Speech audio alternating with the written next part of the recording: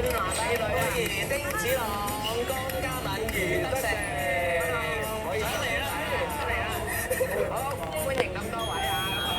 單數即係好似做白金咪做單數咯。係啦，佢真係大致多雲，間中有驟雨。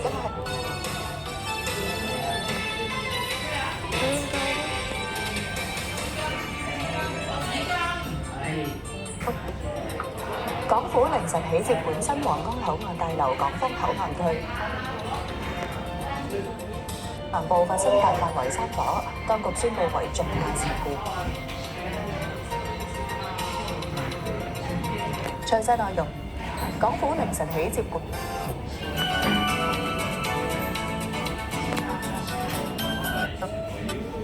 急升超過1成半。二國周時上日本發布10,897點，現場繼續關注企業業績表現。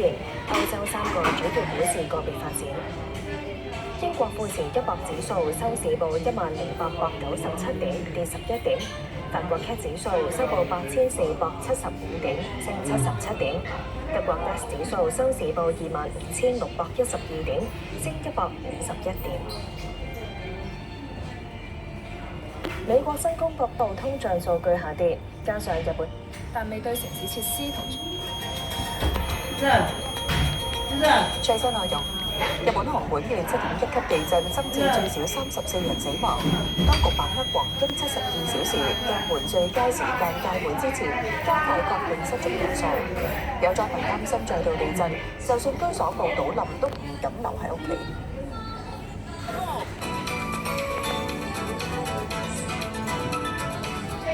為咗實，蘋果公司第3季度營運共關產品，尤其必須針對狂升暴跌嘅科發股嘅調整，又開6點，南海北部㗎。咁同樣咧喺雷達圖亦都可以見得到，同廣闊低壓同周邊區域執行戰備警巡，南部戰區調查。最新內容，解放軍南部戰區同海警局喺黃岩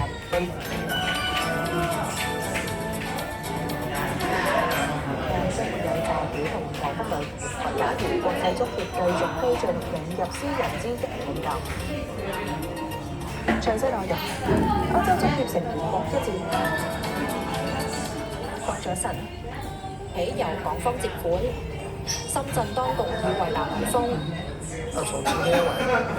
包括4樓往香港嘅出入境大堂，天花板裝飾以深後盡快通關。我先睇下深方口岸區嘅情況。